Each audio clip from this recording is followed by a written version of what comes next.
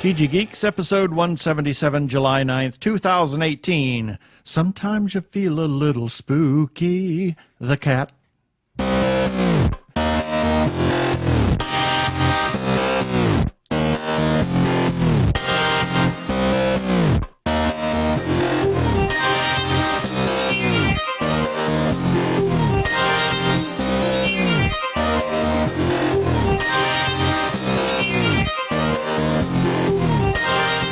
Hello and welcome to another webcast from tggeeks.com, where Ben and Keith, the two gay geeks, talk about all aspects of geekdom and nerdery and everything in the potosphere and the geekosphere.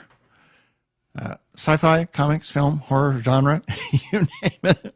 We talk about it. Did you just tickle yourself again? Well, because I looked over and you were giving me this look like, What the heck? I'm Keith Lane, and we're coming to you from TG Squared Studios in lovely Surface of the Sun, Phoenix, Arizona.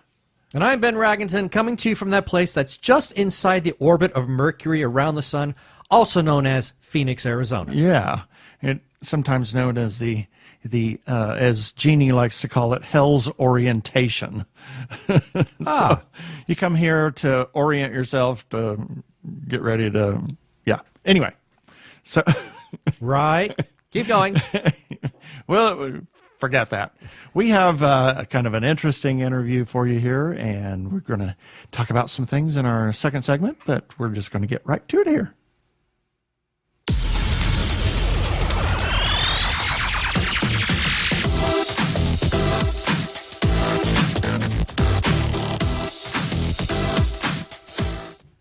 And this time on the show, we have a treat for you. We've got Rachel Walker and Dave Cohn of Edge of the World Art, and they have a new comic that's called Spooky the Cat. Welcome, Rachel and Dave. Thank you so much for having us. Yeah. We should say how we came across that. Yeah. We saw Rachel and Dave at WhedonCon several weeks ago. And we walked by, and Rachel's art is absolutely incredible. We talked about this on a previous podcast, that the multiple genres that she does and the different styles are just incredible. And then the little Spooky the cat, his little black cat. Oh, yeah, we're looking at the artwork right now. He's with his paws on the crystal ball. I mean, it's so cute. It's so cute.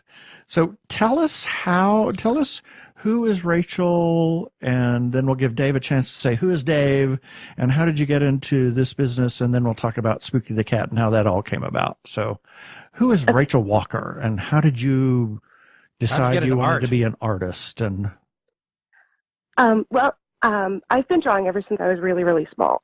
And I'm sure most artists say that. Like, as long as I can remember, I've always been drawing. And we were cleaning the house the other day, and we found old school papers, and I got -2 points on a math test for drawing faces in the numbers.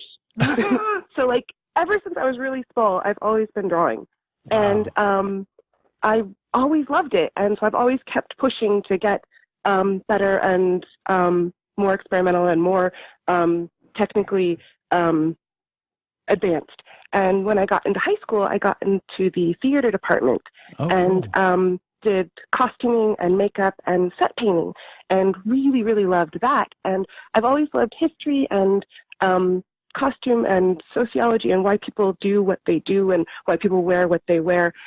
So getting theater and history and costuming and art all together was amazing. And then I went to Cal State Fullerton for costume design and got my bachelor's degree in that. And I met Dave in college, and he was also in the theater department, and he was doing sets and lights and carpentry and prop master. And I actually met him. I was working doing costume work for Christmas Carol, and Dave was playing Bob Cratchit. And so I was his dresser backstage, and that's how we met. Wow. There's something so Renaissance about all of this. Yeah. That is so cool. Now, you could probably open another shop for costume design and costumes that you made, but that's a lot of work. That seems like it's probably more work than drawing. After I graduated. Yeah, after I graduated, I did a couple of shows, but I've always liked the two-dimensional painting better. So, it was actually Dave's idea. He's like, "Why don't we just try that? Just do paintings," and people have wonderfully liked the artwork, and so we've been able to do just artwork for the past 7 years. Oh my gosh! Full-time freelance. Yeah. Yeah, I noticed that you have a shop in the Montclair Plaza. Is it a full shop of your own, or is it in conjunction with others, or is it a co-op shop? Or yes, it's a co-op gallery. So there's about 45 different artists represented, and I'm one of them. So I've got a permanent spot there all the time, and then there's other artists that share their work all the time as well, and then we switch things out every month or so. Wow. But yeah. That's pretty cool. We drive by there every time we, go to LA. Yeah, we go down there all the time. Awesome. So I thought, well, we could stop by on the way back, but no, she's not going to be there. She's still at WhedonCon. Duh. Anyway, so tell us who is Dave Cohn? Well, see, I met Rachel in college, and we got married 2 years after we met. And when I met her, she was doing artwork, and I had studied art most of my life up to that point, but I was never any good at it. But I knew exactly what things were, and I've met a lot of people who are like, "Hey, look at my artwork," and they go, "I have never even taken classes," and I look at them and I go, "Well, you should," and they don't take that very well. Rachel was the only person who ever went, "Really?" And I went, "Yeah, because if you did this," and then I told her what she could do, though I was not really capable of myself, and she took to it so well. Every little instruction, every little thing I ever said, and then we just really hit it off. And I think I've been able to help her most of this time. So then my art, everything I do kind of goes to support her artwork. Like a lot of me is in the background of what she does. And so when we came up with Spooky the Cat Tells the Future, it was a lot of me writing it, and then she'd, make it good in a sort of visual way, Yeah, so you have an artistic talent of writing then versus being able to put it down in a storyteller versus an illustrator. Yeah, there you go. That's what I was trying to say. Right. It's like, what? Yes, and like you said, I was in theater. So as I studied artwork, I jumped from thing to thing. I've been a writer, I've been a photographer, I've been a painter, I've been a carpenter, I've been a sculptor, I've been a potter. I've done everything to a pretty good degree, but I've never really been great at anything. So taking the little bit I know into theater was where it all came useful. Right. And so building shows and building frames and walls and scenery and setting the stage for things was really my talent, and that's what I do for Rachel. I build the walls that she hangs the paintings on. I mat and frame everything. I built her set boxes so that you could display them. I've written the comic book. I wrote all the Spooky Fortunes. There's the Spooky Fortunes. The comic book is just part of it. There's also a fortune-telling machine that we carry around with us a lot, too, and it has it's a little gumball machine with little itty-bitty paper fortunes in it. And for a quarter, Spooky the Cat actually tells you your future. Oh, that's so cute. Yeah. Did you have that with you? I didn't see that at WhedonCon. We didn't, because there's a special gallery show at Montclair Mall right now, and the machine is there for that show. But normally we would have carried it with us, yes. That is really kind of cute. So what was the impetus for Spooky? Was it something that she drew, or did you just come up with something and then she drew it, or did you say... Actually, everything comes from lots of things. There's lots of different influences that lead any artist to a particular piece, in my opinion. There were two things. One is that we actually have a cat named Spooky, and she's a little grayer than black, but in comic book form, artistically speaking, black reads better and prints better. Right. So, I mean, that's why the Hulk is green. Right, exactly.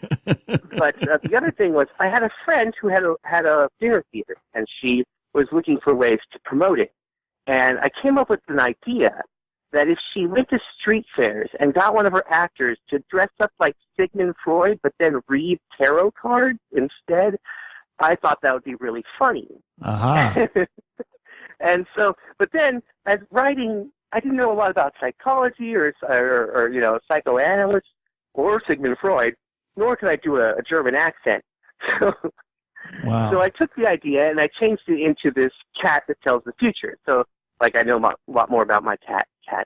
And then my father had a friend who ran a donut shop, and his kids broke his toy machines. Like, they just destroyed them, trying to get the quarters out. Right. So the father, to punish them, gave them to my father, and he gave them to me, and I repaired them and turned them into the spooky telling machine. Mm-hmm. Oh, and cool. so that's where it all came from. I see. So we had, I showed you the picture of our big black cat that we have when we were there. He's enormous. Yes, I remember. Yeah. So when we saw Spooky the cat, it was like, we have to buy that, you know. Yeah, instantly gravitated towards it. So the character of Spooky himself, where'd you kind of come up with that? And also just the idea of a cat itself being the fortune teller. I mean, it has a certain supernatural quality to it, which I think is charming and ridiculously cute, especially on the cover and in some of your artwork. But how did you pull that one out? Oh, thank you. Well, at the same time, right before we got the gumball machine, Dave wanted to do a big gallery show, and he wanted to do all cat themed. He's like, this would be really cool. Let's do all cats. And so we're like, okay, let's do something really big. And so we're like, let's do 100 paintings of cats. So I spent an entire year working on cat paintings, and Dave did, I think Dave did about 20 of them, and I did about 80 of them. And it was a group gallery show that we did. And the first painting I did that we consider the first painting of Spooky was of Annabelle Lee, inspired by Edgar Allan Poe's poem. And I did this cute little goth girl sitting at the beach with books and an old antique camera and a little black cat next to her. And I just, in my head, I'm like, oh, well, since she's an Edgar Allan Poe reference, her cat's name is Spooky. And then to do more pieces for the show, I went back to that piece maybe 6 months later, and I thought, well, what I could do of a day in the life of Spooky the cat and all the things Spooky was doing when Annabelle Lee was away. And I did like 10 little miniature paintings of Spooky eating sushi, Spooky hiding in boxes, Spooky tearing up the wallpaper in the house, just all sorts of little cat things. And they were the hit of the gallery show. Oh, wow. And they sold out. And I'm like, oh my gosh, that's great. And people wanted to know more about Spooky. And at the same time, Dave was thinking about doing the fortune-telling machine was when we did this gallery show. And he's like, oh my gosh, let's make Spooky the fortune teller. And that's how that came together as well. Well, that's cool. So, yeah. And the book? And then the book. And the gumball machine did so well that people were having so much fun with the gumball machine. We're like, oh my God, we have to make this into a full story. And so then issue 1 of the comic came from that gumball machine. And we're working on issue 2 right now. Wow. So the issue, we have the issue 1, and that one, it looks like you've used some Spooky as some of the tarot cards or other kind of a tarot reference in there as well. Eventually, it's a more long-term project, but eventually there will be a tarot deck of the Spooky the Cat world, where in the first issue of the comic, Edgar Allan Poe is the Fool, right, which is sort of the beginning of the tarot story, and Spooky the Cat is the star. Yeah. Because she's the star of the comic. And then I've got 3 more finished that'll be in the next issue. We're introducing Spooky's cousin, Liam, who is sort of the Highlander as if it was a cat. Yeah. So oh, dear. The idea that cats have 9 lives. Right. Just this little Irish red cat who loves to drink and party and get into fights. and he gets killed 9 times. And on the 9th time, he like wakes up again. He's like, whoa, what happened? And he keeps getting killed and keeps coming back. So he's gone through like thousands of years being able to regenerate. And that's the idea for Liam. And the original idea was that we were going to do a comic book of the infinite lives of Liam Thomas McFur. I like it. And then that never really got finished, but he's Spooky's cousin, so he's going to show up in issue 2 that we're working on right now. So his card is going to be Strength, where he beats up a bear. And yeah. No, I can. There's lots of characters that we still haven't even gotten to yet. I can just see this. I am Connor McCat. Of the clan of cats, there can only be one. Meow. Yes. Right. And he goes through like every time period and like every place, just doing stuff and then getting killed and then coming back and doing it again. Oh my gosh. Well, let me ask this. I'm just leafing through the book right now, and just looking at the artwork alone. How long did it take you to do this? I mean, again, the artwork in here is just really amazing. I mean, some of it is colored, most of it black and white, but done very much in the style of Igor, which I find amazing. One of my favorite artists. Yeah. Well, when I was in high school, I loved Edward Gorey and James O'Barr, who did The Crow. Mm-hmm. And I always wanted to write my own comic, but I'm not a storyteller, so I would always draw these little characters, and that's as far as I would ever get. And so when I met Dave, I'm like, hey, these are characters I'd love to do something with. And now we've finally gotten a chance to sort of experiment and do stuff with them. Yay. I saw that Robbie the Robot's in there as well. I saw Robbie the Robot. I saw the Queen. I saw the Alien. Yeah. Yes, he shows up more in issue 2. Oh my God. Major Tom is his name. And this thing crosses so many streams. It's just insane. It's wonderful. It goes really strange directions, but it's very fun. But that's kind of the things that I really like about it, in that it also calls upon a multitude of drawing styles. Yeah. And that's what really makes this thing stand out. It's not one uniform style. I mean, I would go so far as to say that this surpasses some things that maybe even comic book artists would do, because they know how to write in. I mean, there are a few that can do an issue where they call upon other kinds of characters from other universes, shall we say. But usually the style remains very consistent. And looking at this, it's not. And I don't mean that in a bad way. I mean this actually as a compliment. It shifts all over the place, but in its own particular way, there's a certain continuity to it. I mean, I look at a close-up of Spooky right now holding 3 tarot cards, and he just looks so unbelievably adorable. And then there's another one where I just see him sitting. I'm sorry. I see her sitting. It is a girl, but it's a little cat. It could be either one, but she is a girl. And she's sitting on top of, well, it's because I'm thinking of Bagheera. Our big boy. Our big boy. And I'm seeing her sit on top of the stack of books. Poe, Shelley, Stoker, and she just has this more elongated, exotic kind of look to it, again, which harkens back to something that Gorey might have done. I mean, it just really kind of blows my mind that you're able to draw in all these multiple styles. How long did it take you to do this? I draw very slow, actually. I think it took Dave probably 6 months to get the whole thing written, and since we haven't done a comic before, he helped me out a lot. He did just like really rough sort of stick figure layout. So he would draw the whole comic first.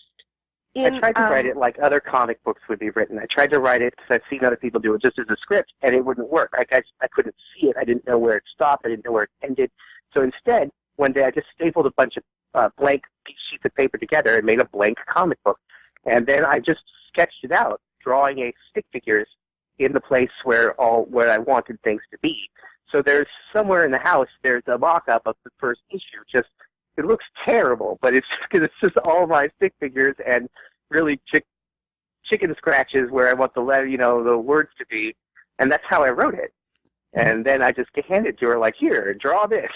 Wow, and that worked out really well. So he did that for issue 2 again for me, which is great. And I think it took him about 6 months, and I think it took me about 6 months. So I kind of had the idea that it took us about a year to get issue 1 out, which is awful for a comic book. But I really wanted to do something really cool with it. I wanted color pieces, and I wanted a sort of gothy black and white for the main storyline as well. As far as going in multiple different directions, that's just something I can't help. I've always been doing that. I like to experiment. I like to try different styles and different medias, and usually watercolor is my favorite, and then sometimes ink or pencil, and I get bored of doing the same thing over and over, so then I switch up the style and the subject matter, and so I always get people coming and seeing our displays and our booths and stuff and going, wow, how many artists did this? Like, oh, it's just me. Thanks. Mm-hmm. Yeah. So the comic just is part of that because that's just how I work. Well, that's cool. So I'm glad you like it. Thank you. Well, I got to admit, I think the idea of how the two of you do this together, I mean, it's very novel, you know, pardon the pun, as opposed to, you know, somebody just writing out, I mean, it's basically, David, it sounds like you were storyboarding. Well, that was where I was going. Dave storyboarded the whole thing. Yeah. So that's cool. Yeah, and laid it out because I just couldn't visualize it any other way. I'm far too visual still, even as a writer, and it worked better that way. Right.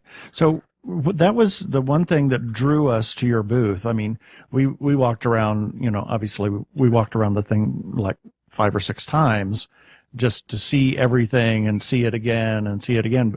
But your booth, we stopped on the first trip because your artwork is all over. I mean, it's like, as you said, how many artists did this work? And it's all you. I get that a lot. And they usually hit somewhere around like 80 to 150 hours for each piece. Wow. And then there's a couple that have hit in like 200 hours. Ink ones go a lot quicker, so they're like 20, 25 hours each. But that's sort of how long it takes me. Wow. Well, what drew me in was just the fact that, I mean, here I'm seeing this black cat, and especially for some of your larger work, it came off as being very, it was just cute. Yeah. It was just unbelievably cute. You know, seeing Spooky, you know, there was one, he was a kitten, or Spooky the kitten, and she was doing something that I can't remember what it was now. But I just thought it was the most adorable thing around. Yeah. And we bought a couple of your art pieces, so it was for friends. Yeah. And we have Spooky the cat for us, but we'll have to check out some more of your artwork. And where? Yeah. So where can people actually find your artwork? I mean, do you have a website that people can actually look at your works? Because I know that our listeners will want to see it. I post all the paintings that are ready that prints are ready of on our main website, which is edgeoftheworldart.com. So I think like www.edgeoftheworldart.com because it's old. And then we've got an Etsy shop, so Edge of the World Art on that, and Instagram, Edge of the World Art, and Facebook, also Edge of the World Art. So I try and keep everything under the same name. And those are the best places to find me. I've got a Twitter account, but I'm not much of a writer, so it's there as well. Okay. And so you are located, you want to tell people exactly where you're located, the shop is, in case they're in your area? And we've got a permanent spot at the gallery at the Montclair Mall, and it's in Montclair, California, near Claremont, Pomona, Ontario area. And it's right off the 10 and 210 freeway, and it's in the Montclair Plaza Mall, upstairs next to Nordstrom and Victoria's Secret. Yeah, is that the Montclair Mall? Has that little swirl on it? Is that on the sign? Am I mistaking that? I think it is. Yeah. They're renovating it right now, so they may have taken the swirl off, but they're putting in a movie theater, I think, and some new shops and stuff. So it should be fun. Cool. Coolness. Well, this has been really fun. When do you expect Spooky 2 to come out? I'm hoping to have it ready by the end of June, so we can have it for the Amazing Las Vegas Comic Con. Okay. So that's my goal. Yay. Well, we will look for it. And thank you for being on the show this Absolutely. time. Rachel Walker Thank you. and Thank you Dave so much. Cohn This was really fun. with Edge of the World Art. Yeah, thank you. And Spooky the Cat. Edge of the World Art.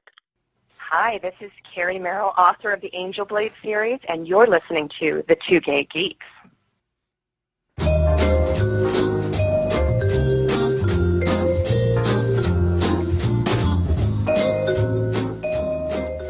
And here's a few selected birthdays for July 9th through July 15th, 2018. July 9th, Mr. Tom Hanks and John Tesh, who had a really interesting career. You know, he was on Entertainment Tonight. He was also a musician. And is a musician. And then he just disappeared off of Entertainment Tonight. I guess he made enough money that he could pursue his musical career and do whatever his big the heck dream. he wants. And I actually saw him in concert one time, and he turns He's out actually quite good. He's quite good. His band is sort of like what I call progressive, sort of a little bit. He's an avid Yes fan, so he's okay in my book. Yeah. Also on July 9th, Ottorino Respighi, who wrote some really interesting music. His the Fountains of Rome, or his Rome, the entire Rome escapes, suite. yeah, oh, beautiful are stuff. Really they're tone poems, really, and they're just incredible. So one of them was used in Fantasia 2000 for the whales, and he was also a musicologist and wrote some retro music at the time. Oh, And really? It was his, I can't remember. Was he also known for arrangements? Yes, he also did some wonderful arrangements. So he's one of my favorite composers. Anyway, July 10th, Mr. Fred Gwynn. Lily. Yeah. And Arlo Guthrie. Boom, boom, boom, boom. You got to wait till it comes around again. Yeah. Alice's Restaurant. Alice's Restaurant. And Nikola Tesla. And another one of my favorite composers, Mr. Carl Orff, who wrote one of my favorite pieces of all time, Carmen of Burana. Yes. And that is just it's incredible. It's a brilliant piece of work. Also on July 10th, Facebook friend Alan Malpass, who was one of the dancers in When Adonis Calls. Oh, yes. In the premiere of that opera by Clint Borzoni and John De Los Santos. Yeah, it was really great to see that. Also on July 10th, another Facebook friend, Jennifer Dawn. She is owner at Forbidden Tears Productions. She's a nice director of film. July 10th, Tab Hunter. Oh, gotta see some damn Yankees again. Yep. And Nikolai Gedda. Opera singer. And E.B. White, who wrote Charlotte's Web. And James McNeill Whistler. Who did a painting about his mother. Yeah. July 12th, John Petrucci. One of my biggest guitar heroes. The man's a genius. Yeah, and Henry David Thoreau on Walden Pond, and among other things. And George Eastman, who was actually the inventor of roll film. Right. He was part of the Eastman Kodak fame. Has a wonderful home in Rochester, New York.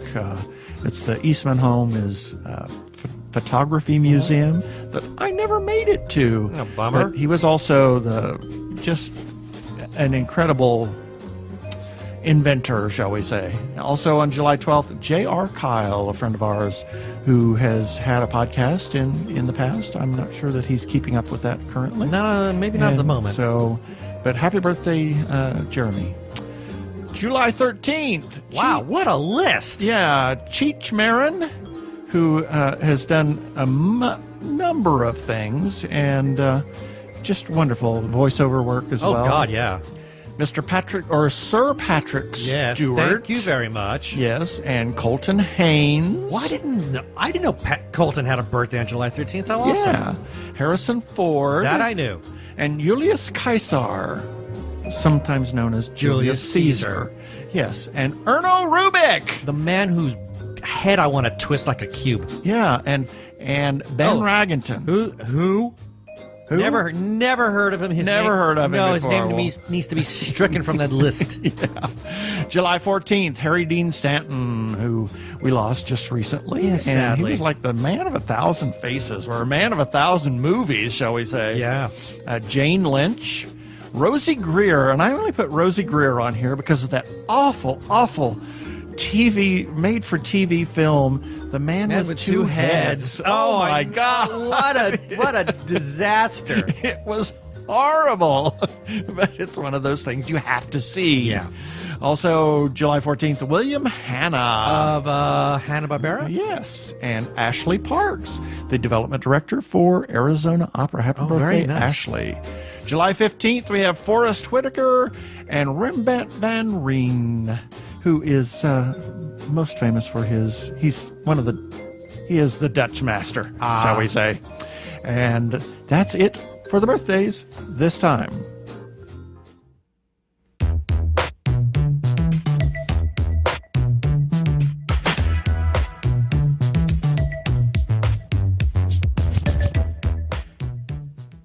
The Red Legion took away our home.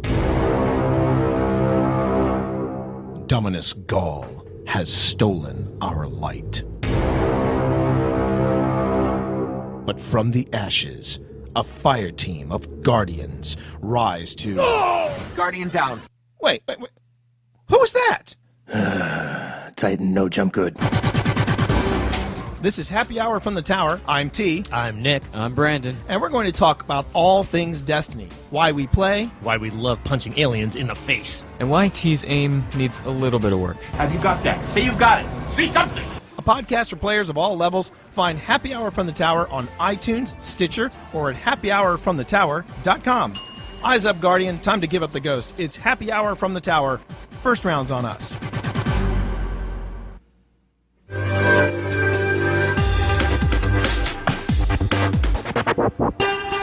Go give a listen to our friend T and friends over at Happy Hour from the Tower. And now, it's time for the world famous? Do we want to call it world famous? I suppose we can call it world famous. We're not. It's not up to that same level that New Sushi's at yet. No, that passed us a long time ago. This is our in our world famous. In our world famous.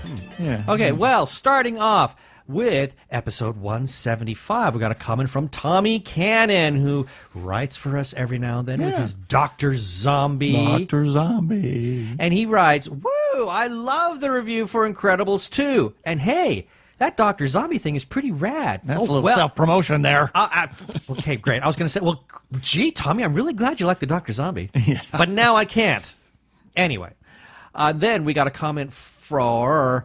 the Margins graphic novel, a review. Yeah, that. I got a comment from the Margins themselves. They wrote to you. They wrote to me. Yeah, they wrote to you, and they said, "Thanks so much for your support of the Margins and Fanbase Press." It's kind of a cool graphic novel. I got the pre-release PDF version to look at and review. I thought it was pretty darn cool. I can't wait to have the actual graphic novel in my hands. Pretty soon. Yeah. And then we ran Old Classics Newly Reviewed, double feature of Charade from 1963 and Arabesque from 1966. This was written by Jeannie Koch. And Hamish Downey commented, "I never realized that there were imitators of this film. I know Grant," meaning Cary Grant, "felt he was too old for Charade. Arabesque might be ripe for a remake with George Clooney, but the name and the situation might have to change." And Jeannie Koch had to reply with that, "Arabesque should never have been made, let alone remade. But I'll give you a Clooney/Soderbergh remake could be worthwhile." Yeah. Well, we also had a couple of other comments from other people that said they liked several. Well, a lot of it was just miscellaneous just stuff. miscellaneous. Yeah. And then we ran an article, press release for First Look at Universal Pictures' The House with a Clock in Its Walls. Oh, and my Andrea, gosh. well, I'll ask you in that in a minute. Andrea Richoff says, "This looks truly exciting." It does. So, and that is our feedback for this week. Yeah, we want to hear from you, our listeners. You are important to us. Let us know what you think of the show or any of the articles that we run on our website. You can comment on our Facebook page about anything that we run, and you can like our page on Facebook. That would be nice, too, if you go there to our Facebook page. You can even comment on our YouTube episodes or at tggeeks.com on any of the articles, on the episode, anything we run, and you could receive a shout out on a future episode. We also have a listener feedback line where you can leave a voicemail message and we'll play your comment on air. Call 469-TG Geeks. That is 469-844-3357. And remember always, please play nice. Yeah, baby. They're like two gay geeks. They're together, you know. They're two gay guys and they're geeks. Is that okay? I just love that. It still makes me laugh. Thanks, Mark Yaji, for doing that. I still get a giggle every time I hear it. Want to touch on oh my God, here we go again. Yeah, like we've got all the time in the world for that. Oh, bless you. Ah. You're holding your head. Why? No reason. You're making it worse. Yes. I got a few things we want to touch on.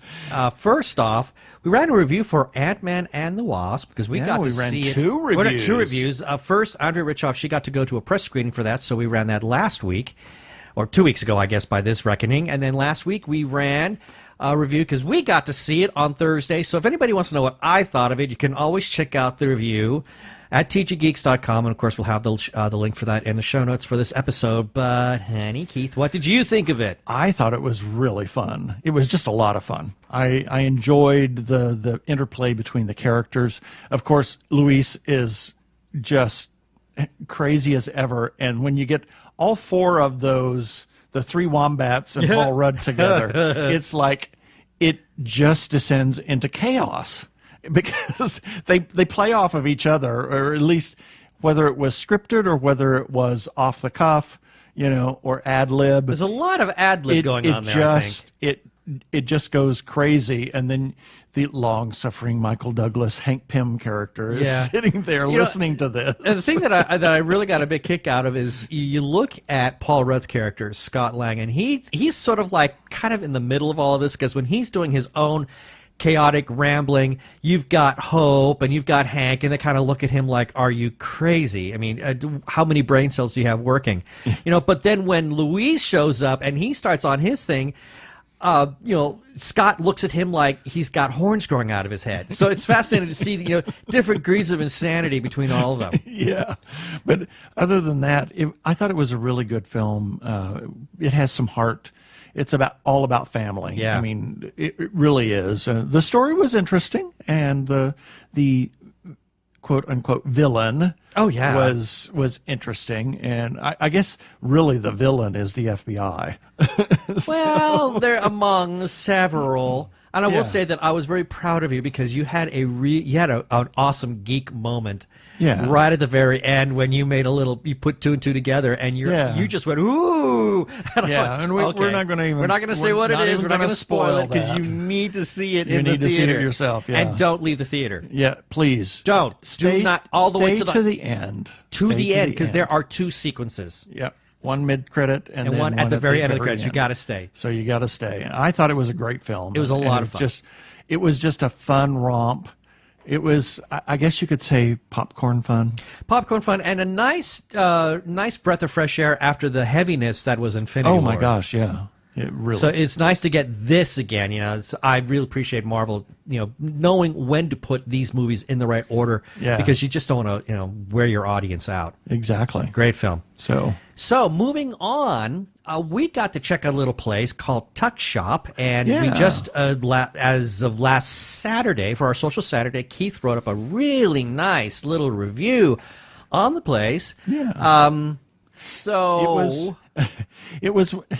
As I kind of cover most everything in the article, that Friday afternoon I was like, I don't want to have this discussion. Where do you want to go to eat? I don't know. Where do you want to go to eat? I don't know. Where do you want to go? I don't know. Any place that's good for you is good for me. Yeah, it's good for you. Oh, what do you want to do? Whatever makes you happy makes me happy. I mean, it's a whole it was just like, argument. oh my God, I don't want to have that argument. Yeah, because it's 20 minutes of codependency. Yeah, waiting for the car to warm up, and we still haven't decided, and of course, in 117-degree weather. The car warms up real quick now. Oh, yeah, so and we're backing out. Where are we going? Yeah, you'll be driving down the street, and we finally hit an intersection. We're still going, well, I don't know. Which where way do you are we wanna go? going, left or right? Yeah, I don't know. Which way do you want to go, left or right? Oh, yeah, we do that all the time. So I didn't want to have that discussion. It was Friday afternoon. It's actually You weren't in the mood. Yeah, wasn't in the mood.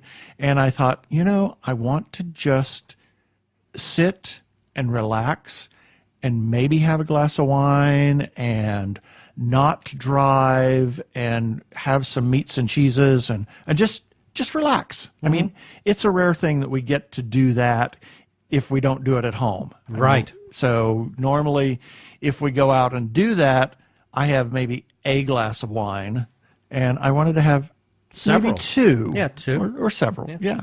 So I was looking around. I thought, I want, obviously, charcuterie. I wanted to look at that. So I did my friend Google, and I said, best charcuterie in Phoenix. And there was a New Times article, and the tuck shop showed up. And I thought, okay. I clicked on the link, and I looked at it, and I thought, oh, okay, I've seen this show up in Yelp and a couple of other apps, dining apps. And I've always wondered, what the hell is that? I never looked at it to know exactly what it was. And so I really investigated it, looked at the menu. It looked fabulous, and it's not that far away from home. No. So made a reservation. We went over there. Very unassuming building. It really, you go in, and well, you've got a photo of the outside for your article on the website, and even as we drove up, I thought, this is it. Okay, this is going to be like really, really humble. And I walked in and was I was really bowled over at how nice good it place. looks. And hey, that kitchen impressed me. Yeah, it was pretty cool. Well, the bar was impressive. Oh my gosh, the things that they have, the bar stocked with, they have two of single malt scotches from the island of Isla, and Bruichladdich, which is one of those, or it's the Bruichladdich distillery, and one is the Classic Laddie, which is their unpeated single malt scotch, and they have their Port Charlotte, which is their heavily peated single malt scotch. And both of those are, actually the Port Charlotte is locally sourced peat, locally sourced barley, and obviously locally sourced water. 100% indigenous to Isla. To Isla, yeah, the island just off of Scotland. And you don't see that anywhere. I mean, it's a rare thing that you see that. They even have a Yamazaki 18, which I saw is that. Unbelievable. But I'm thinking, back to the Bruichladdich, that has got to be like one heck of an expensive single malt. If if every single ingredient in there is 100% indigenous. It's indigenous. not that expensive. I mean, it's reasonably priced. I mean, it's more than what I we didn't see normally. what the price was. Anyway, but you go in, and there's this lovely bar, gigantic bar. Oh, huge. And it seats about 50 plus people. A nice table setup. I was rather impressed. Tables. They have a nice little living room, waiting area, which is kind of cool, that you can just relax while you're waiting for a table. We were seated right away because we had a reservation. And we were seated by Grace, who happens to be the owner. And she told us about the wine list and what's on the menu. And, of course, she was telling us, we have this wine list, and then we have this other gigantic wine list. And then she says, and we have some other things kind of in the back. so lots of off-menu stuff that she doesn't, for more adventurous people. So we're going to have to go back and try that. In a heartbeat. They've got so much to offer there. Oh my gosh, yeah. We had obviously decided they have appetizers, small plates, and large plates. And we looked and thought, well, we're probably not going to be able to do a large plate since they had some really neat small plate stuff.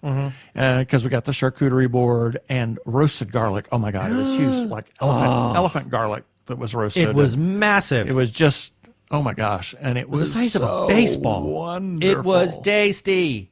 And then we ordered a couple of small plates, and the the Times mac and cheese was incredible. That was fabulous. It was absolutely fabulous. Yeah. I loved everything that we had there. I can't wait to go back. I was very bowled over by how unassuming it is, and I think maybe that's part of the gag. Well, and a really laid-back service, too. I mean, not laid back to the point of they don't Oh, no, they're not take care of you. inattentive. No. It means laid back in they got crazy busy while we were there, and everybody was still kind of very just relaxed. moving along. And as I said in my article, it's a testament to Grace's managerial style that everybody does everything and helps out. Including her. Including her, and it's very smooth, and you don't need to freak out about anything. It's all going to happen. Everything came out timely, and it was, and she spent an enormous amount of time with us. And of course, I got to share a couple of stories, and she told us about their wine, and also convinced me to try the bread pudding, which is a raspberry red pudding. And it was quite nice. Raspberries is not one of those your flavors go-to fruit. I mean, it's not that I hate it, and it's not that I'm allergic to it or I don't like it. It's just not a flavor that I am enamored with. But with this bread pudding, she said it was her mother's recipe, so I felt obligated to try it. And the few spoonfuls that I had with the hint of the raspberry were actually really good. I actually even got one of the whole raspberries in there, and I didn't gag, and it didn't kill me. So I guess, it wasn't, I don't have to do the whole raspberry again. I'll eat around it and let you know. I'll have the raspberry portions, but that's okay. It was really good stuff, and the wines were great. The wines were fabulous. My gosh, it was just incredible. I can't wait to go back. It. Ditto. So, yeah, that's our thoughts on Touch Up. We'll have the link for that in the show notes for this episode. Yeah. I'm Daniel Radcliffe, and I believe that reaching out for help is the bravest thing a person can do. If you are struggling and need support, call the Trevor Lifeline at 1-866-488-7386. It's free and confidential, and trained counsellors are there to listen 24/7 without judgment. To learn more about the Trevor Project's life-saving work for lesbian, gay, bisexual, transgender, or questioning young people, go to thetrevorproject.org.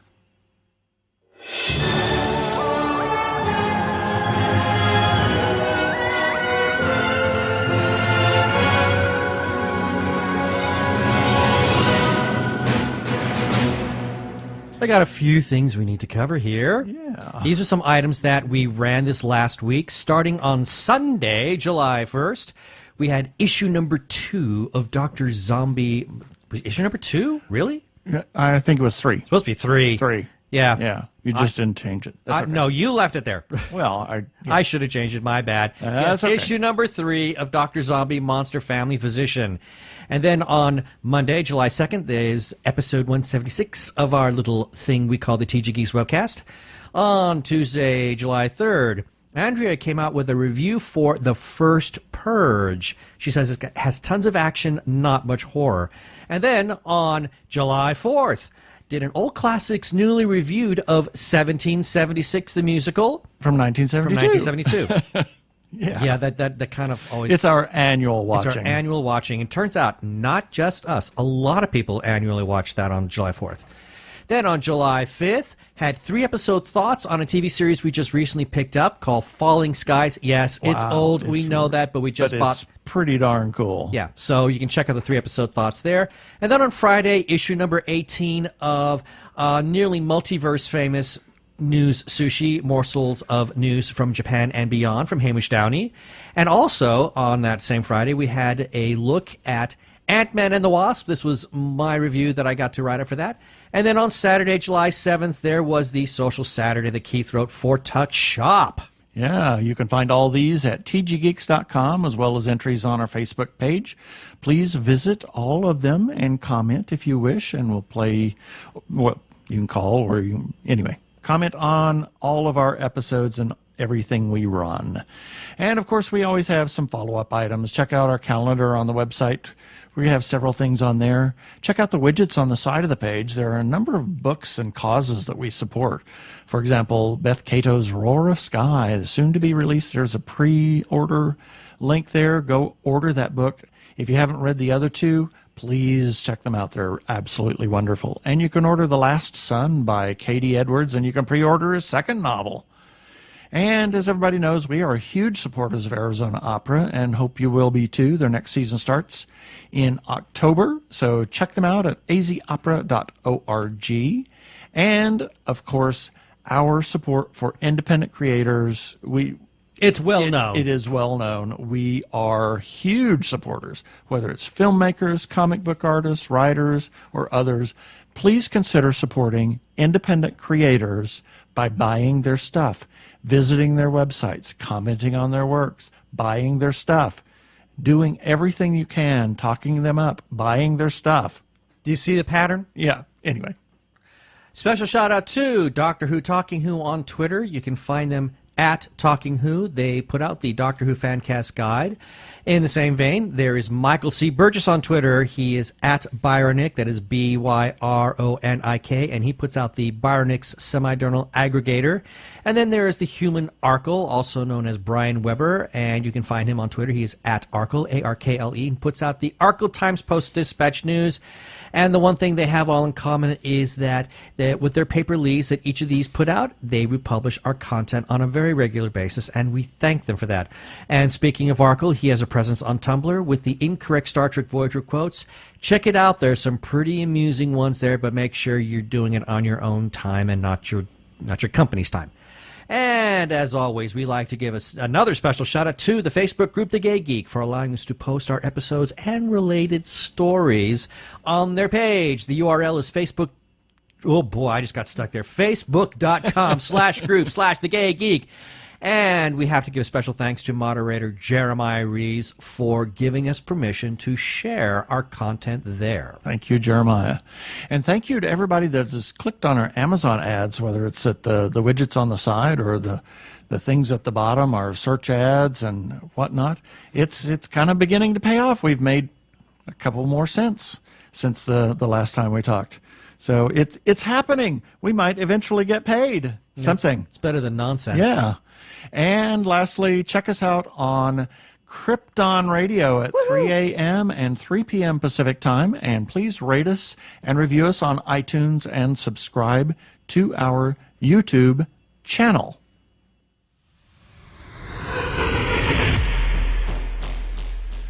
Up next time is our All Comic-Con International in San Diego, or referred to as San Diego Comic-Con. San Diego Comic-Con episode that we have Tony Kim of Hero Within, and Neil and Jane Halford of Uncharted Regions we're going to talk to.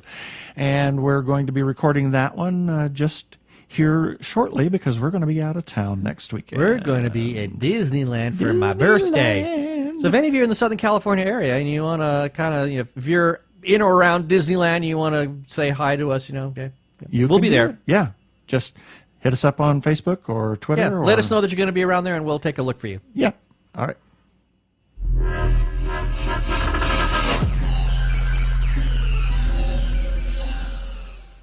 Okay, that should do it for this episode of TG Geeks Webcast. Be sure to check out the article on the Webcast episode. We're going to have several links on the page of things we talked about. And remember, you can comment on our Facebook page or our website, tggeeks.com, or you can leave us a voicemail at 469-TG-GEEKS. That is 469-844-3357. From TG Squared Studios, I'm Keith Lane. Thanks for listening. Please be kind to yourself and those around you. Peace. Cheers.